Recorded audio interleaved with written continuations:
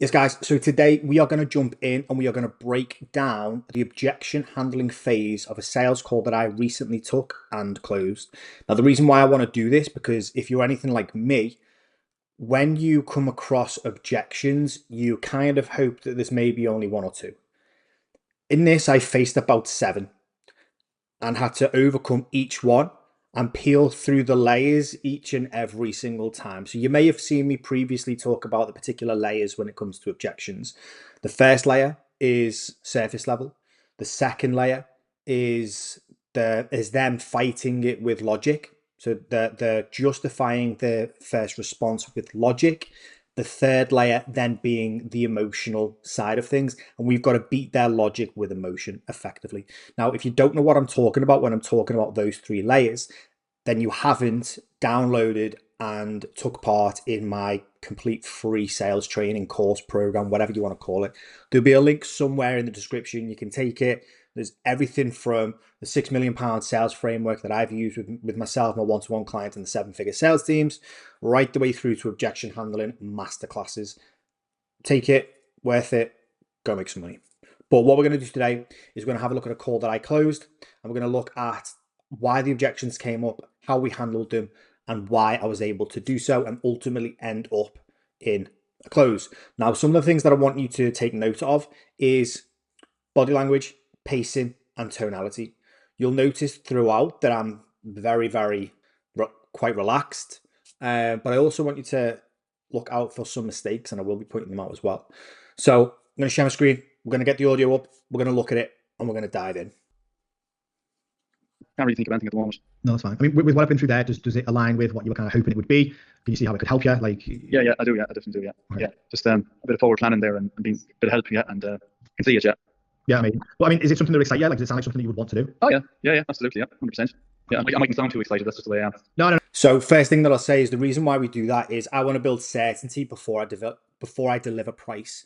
I want everything to be out of the way before we get to the part where we talk about price. So asking the question of, does everything that I've been through here align with what you were hoping it would be? They're looking for help. With everything that I've been through, does it align with what they were hoping that the help would actually be? They say, yeah, absolutely. And he's even done some of my job for me. I would normally say, well, what makes you so confident that it would work for you? But he's just said there, he's given me a few reasons as to why it would look good and whatever else. Sometimes I would then follow up with the question of, is there anything that you feel like I've missed, things that you would need, or is there anything that would make you uncertain about doing this? Typically, they'll say no. Right, okay, so what is it that makes you so confident that you can achieve this? Blah, blah, blah. And then that question of does this excite you? Is this something that you can see yourself doing and achieving the results? Again, I want that excitement before I deliver pitch, because if they can build certainty around them, knowing it can help them, it's everything that they wanted and it can help them achieve results, why would price ultimately matter in theory? But on your form, I think when asked the question around what you're willing and able to invest, I think you put 4K plus or something. But do you want me to run you through the finances of it? Yeah, I do. Yeah. Okay. So just very quickly, getting permission to deliver the price first. You don't want to just jump in and chuck a price in there non-consensually, because it will feel just strange. There'll be a weird tension within the air. So I've asked for permission to run through the investment side of things. It makes more sense for you to pay off in one go, or would it mean more sense to you to pay off things off like monthly? Maybe monthly installments, maybe. Yeah. So the first mistake there is the way that I framed that question. I said, does it make more sense for you to pay things in full, or would it make more sense for you to pay monthly? So at that option, they're always going to take the monthly. So you've lost quite a bit of leverage. So the way that you should ask it, so this is more of a B2B, it'll be a case of typically within your business, when you buy things or invest in things to upskill, do you tend to just pay things off in one go? And that's just the way that you buy things. Or is it better for you to break payments up? Never say monthly, break payments up. So I've put myself in the position now where my best case scenario is the lowest amount of a payment that I can take on this offer. Got the deal done, but cash is king. My battery's going to die. I'm on 3% here now, so just... Yeah, grab a charger or something if you need to. And this is the beginnings of where people can start to panic. Because if I don't handle that straight away, he's going to utilize that as a scenario moving forward. So I want it to make it very clear, cool, that's fine. Go grab your charger if you need to. There's no other solution. We're finishing this conversation. Go grab your charger. Yeah. So continue on talking if you like. Yeah, Sam. So I'll run you through the monthly side of things then. So the way that it works, as I said, there's it's across 12 months. So the first payment is 597. Yeah. And then you pay monthly at 357, and that's all inclusive of VAT as well. So not to just keep interjecting at random parts, there's a reason why I just did what I did.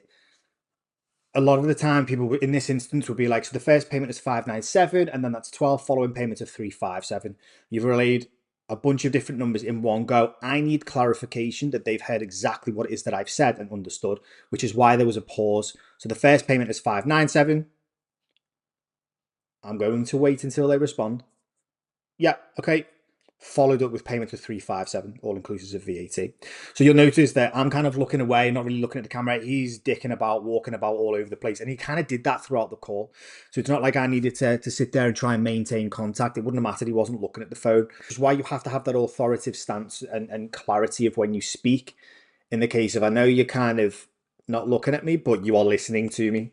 If you're going to relay some pieces of information that are important, make sure you get their response back to know that they're listening. You have to treat them like children sometimes. Yeah, sounds all right. Sounds manageable. Here comes objection one. Yeah. I'm sure you're right. This would be like an email on this or whatever or something anyway to refer to. In what way? Sorry. The pricing there that you're giving me, you'll probably be written down on something. You'll probably send it to me, will you? I mean, I can send it. This is layer one. This is knee-jerk reaction. I'm assuming you'll stick that in an email. You'll put all the numbers down in an email, such and such.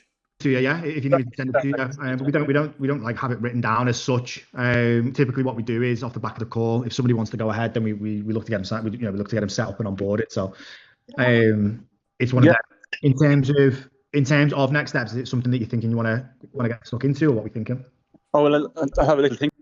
So I just wanted to kind of acknowledge it a little bit. Yeah, I can send you whatever it is that you want.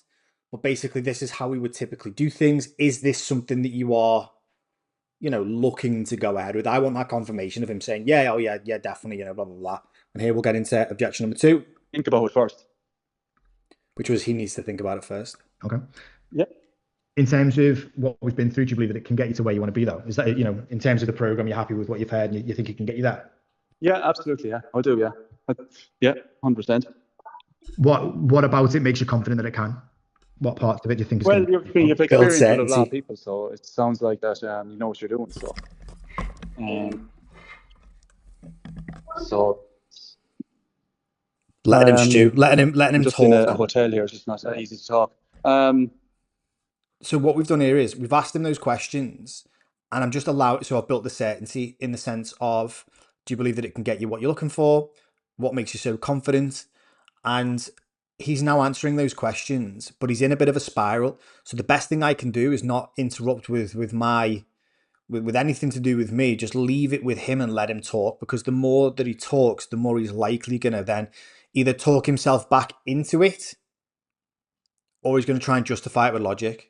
So he'll talk himself back into it through emotion and a bit of logic, or he'll just continue with the logic and try and tell me why he needs to go and think about it and all these various different things. So I want him to kind of feel like he's in control and just continue to talk. I'm not going to interject until I feel like I need to. Saying there, that means that you know what you're talking about. Yeah. You have experience with people that's in the trade, and you've been successful with people been successful with you. So it sounds like something I'd like to do. Okay. With that being said, then, in terms of you just want to go away and sort of think on it, what particular things you feel that you need to think about, just in case there's anything I can help you with? I suppose just sit down and have a think about it, and talk to the wife and see about what we want to do. Like, are we going to push it on or whatever, or do we wait a little while or what, This is now the logic. This is the logic to the reaction, layer 2. I want to sit down, speak with the wife, and then sort of figure out as to whether this is even a thing we want to do, whether we want to push on with it. Like, his words aren't really making sense, and he probably knows that, but he's panicking. He wants to get away from the call. Well, he wants to get away from the ownership of making the decision. That's where we're at right now. Layer 2. I don't want to wait 12 months straight away, maybe, so I need to be 100% sure that this is what I want to help with, and I'm going to drive the business on. Oh, so there's a potential scenario where you potentially don't want to grow the business, you mean? Well, I wouldn't. So I'm calling out a contradiction, and we'll get into this as well. say don't want to, but just is this the right? Is this exactly the right time to go and do it tomorrow? Like, you know what I mean? Okay. What would make it the right time to want to grow the business? Just clarity, I suppose, in my own thinking ahead. So I'm challenging their logic. Family and stuff like that. Just that I'm going to give it 100%. Okay. So 100% to what? Growing the business or family? Go on the business. Right. Okay. From what you've been saying and what you wanted to do, because obviously, again, we have these conversations all the time, and it's only at the time of change when the panic sets in. So I'm just trying to understand the position that you're in. That's all. I know, I understand that. So I'm never going to try and make anybody do anything that they don't want to do, or do anything. Element of pushback, like, listen, we don't have to do anything. Like, I want them still on my side as I'm challenging them, is kind of making them feel like, you know, I ain't forcing you to do anything. I'm just help me understand. Anything that they don't feel is going to benefit them. But from where we were at the start of the conversation to now not being sure as to whether now's the right time. From what you said at the beginning, the reason to grow the business was because you had the time. Also had the time. Do you know what I mean? Okay.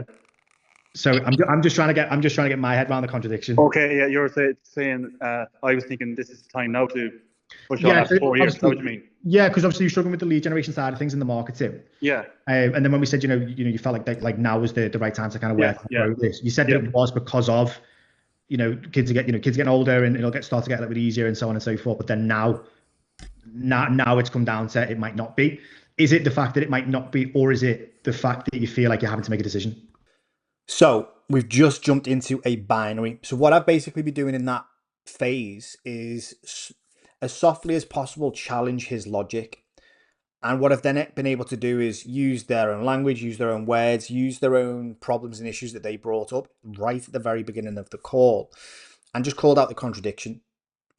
What that's allowed me to do is it's almost him breaking down his own logic and realizing that what he's saying isn't making sense. Now I've been able to challenge it. I want to get to the root cause of what the problem may be. So I'm asking a binary question.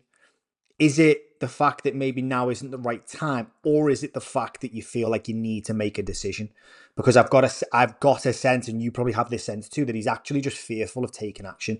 With way more context in regards to the previous conversation, it would be even more obvious. But there's a contradiction. He knows it. I know it. It's fear.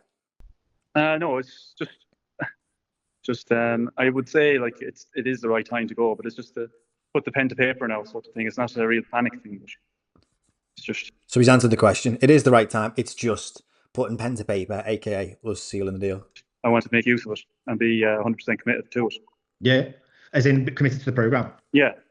What makes you feel that you wouldn't be committed to the program? Challenge the logic. Growing the business when the business only has. So there was another objection. 2 apprentices that are relatively inexperienced, and they can avoid the time to be away from the work itself to grow the business. Okay. So how much time are you anticipating that you would need inside our program then? Okay. Again, challenging the logic. If you think you don't have to, how does he know how much time he needs to give if he doesn't know? If he's not in the program, doesn't know. So how much time do you anticipate that you would need to give this? Great question. It's inside your program. Is that what you mean in the sense of how much time to spend on how long? I suppose when I start doing this program and stuff like that, how much time is it going to take on my working day? Am I going to be, say, away for a certain time during the day from working, let's say, with my 2 apprentices? The bottleneck you're in right now is that you don't have the skill set required to generate more leads. So at some point, you're going to have to acquire the skill set to generate more leads. That's going to come with some elements of time being needed to put in, or the alternative is you pay for an outside source to come in, but that's where things can get really, really costly. Yeah. And then that starts to damage margins and everything else. And then all of a sudden, you've kind of got to hope that works in order for it to give you that ROI. So that little segmentation there is probably what I should have just said instead of going deep into details around the program, what it is that we do, because he already knows that information. But the part there where I explained like the bottleneck right now is not having the skills in order to, bring in more leads. So there's a gap, and we need to fill that gap in, and that's going to take some element of time, blah, blah, blah. That's the more impactful stuff. Really, that's really what would have moved the needle in this conversation. But again, it's more challenging their logic and helping them understand and see what the outcome could be.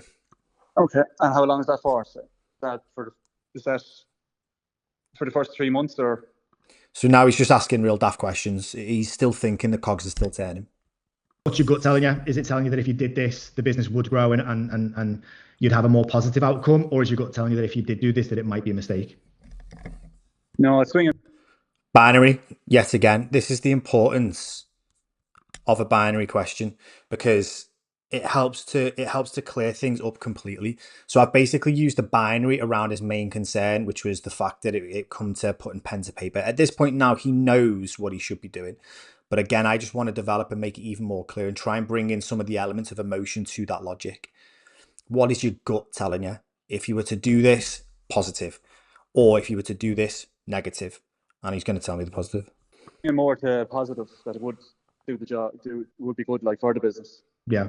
So it does, like, and that's the thing. So that feeling's probably never going to go away, whether it's now or whether it's later, because it's always going to come down to a decision. Yeah. It's just about whether, it's a choice. It's always a choice at the end of the day. Like, you can choose to go after and go and get those things, or we can choose to kind of just keep it as it is. So one thing I like to do, and a big way that I look at sales, is accountability, responsibility, and ownership. And I want to pass that on to them, because they're the only ones that can make this decision. And I want to make that clear. At the point of here right now, I know we're like there. We're literally there. So the more I talk, the more potential there is for me to make a mistake or present something that makes him feel that it might not be a good decision or it might not be the right time. So I just want to slap it onto him. Listen, this always comes down to a choice. We either decide that we go and get it, or we decide that we just keep it the way that it is. But we actually know that the reason why he's on this call is because he doesn't want to keep it the way that it is. So there's an obvious choice, which is why binary questions are so important. You've got to practice them. You've got to write some down that you've got as a go-to. But a lot of them should just start to come to you naturally based on the context of the conversation. And that's where the real true skill lies. That's not one that I've written down. It's just that I know at this point, when you get to I've done thousands of calls. When you get to these parts of calls, how do I present a binary, which is getting them to take ownership? Simple as that. Now we're almost at the part where we just get it closed. And if you're okay with where it is, then that's fine. That's not. And I'm making them feel like there's a decision to be made. So what I just said there was, and if the decision is to just keep it where it is, like, that's fine. That's okay. That's another element of me kind of pushing them back, saying, listen, comfort blanket, comfort zone, go and grab it. Go and grab that comfort zone. It's okay. But they never want it. They never want to take it, because so it's a mirror that's being put up in front of them. And people don't like to see that they aren't the person that they think that they are. They want to believe they are exactly who they think they are in their head. So you put up a mirror to them. You've got a choice. You've got a decision. We can decide to either go and get the thing we want, or to keep things the way that it is. And listen, if the choice is to keep things exactly as they are, like, that's okay. Like, that's okay. And at that moment, they see that mirror and go, well, am I the type of person that just accepts what I've got and where I am? No, I believe I'm the type of person that will go out and get what I want. So let's see what his reaction is. Yeah. Right. Okay. Yeah, sure. On, go for it. So. Say again, sorry? Yeah, but go for it. So. You happy with it? Yeah. Yeah. You sure? Yeah. Okay, mate. After all that, we'll go for it. Nice and simple. And it's typically the response that you get. It's not dragging them over the line and making them do something they don't want to do. Because I even said, like, listen, are you sure? Are you sure? Is this what you want to do? Yep, 100%. Let's get going. Okay. And I take payments. And that was effectively me breaking down. And I don't know if you were counting them as you were going along. Multiple objections, but each one had the layers. He was trying his hardest to battle me away with logic. But the problem is, if you push logic on me, I'm going to challenge the logic, because it won't really make much sense based on the conversation that we've had. And then I'm going to try and tie in emotion to beat the logic away, to then basically almost bring it back in as I've reframed the way that they think. I'm going to give them elements to push away. Listen, you don't have to do this. Like, are you sure you want to do this? Like, yada, yada, yada. I'm going to build certainty throughout as well, get them to tell me exactly why they need to do these things. We're just going to beat our way through the layers, but we're going to remain calm. We're going to remain cool, calm, collected. We're going to speak with confidence, conviction, and clarity. which is massively important. And you'll see throughout the entirety of that, I don't get animated. I don't really lean in. I don't try and blunt force things through to prove point. I ask binary questions to kind of help him overcome his own logic and to reframe the way that he thinks, and so on and so forth. So mistakes. Let's get into the mistakes. Framing, in which I presented potential price before I gave it, in and around, does this make more sense for you to pay in full, or is monthly a better option? What I should have said, because this is something that I'm just testing right now, is based on the way that you typically purchase things or invest in your business or in yourself, are you somebody that likes to just pay in full, or do you typically like to break it down for cash flow reasons or for whatever it may be? You're going to get a better answer. And if they say, yeah, typically, I'd want to sort of break it down. You say, right, okay. So now you could present the full price. So listen, the full price of the investment, the full cost of the investment is 4,300. Let me know how you would want to break that down. And they might say, well, I could pay it off. Amazing. Let's take off then. Or they go, he does what he does. I need to think on it. Oh no, we stick it in an email. I need to think on it. We do all these various different things. We push our way through. And it turns out it's just, not being able to pay half is the problem. Amazing. Well, give me a way that it does work. Like, what do you need this to be in order to get started? Like, if you can't pay the 2.5 today, what could you pay? I could pay 1,000. Let's do that then. Could you make 4 payments of 1,000 plus 300? Yeah. Cool. Let's do that. Work your way through to the monthly. That was definitely the biggest mistake. There was a patch in the middle there that I explained where the most impactful part of what I was saying was about a 10-second, 2 or 3 sentences, but I'd spent time explaining and almost not convincing, but like talking up elements of the program when I don't need to. You just don't need to do that. I ended it with saying, well, basically there's a skill gap right now whereby you don't know how to generate more leads for the business. So we need to plug that gap by learning those skills or spending things on agencies, which was something that he said he didn't want to do. So yada, yada, yada. So those were the biggest mistakes. All in all, I would score that 7 out of 10. It'd have been higher if I'd have framed price better at the start, if I'd have spoke less in that little particular patch, and if I'd have got more cash up front. Let me know what you would rate this objection handling out of 10. If you want me to break down one of your sales calls, whether it be the full call, whether it be just the objections, drop a comment below or DM me on Instagram. You'll see the link in the description, and we'll jump on the next video.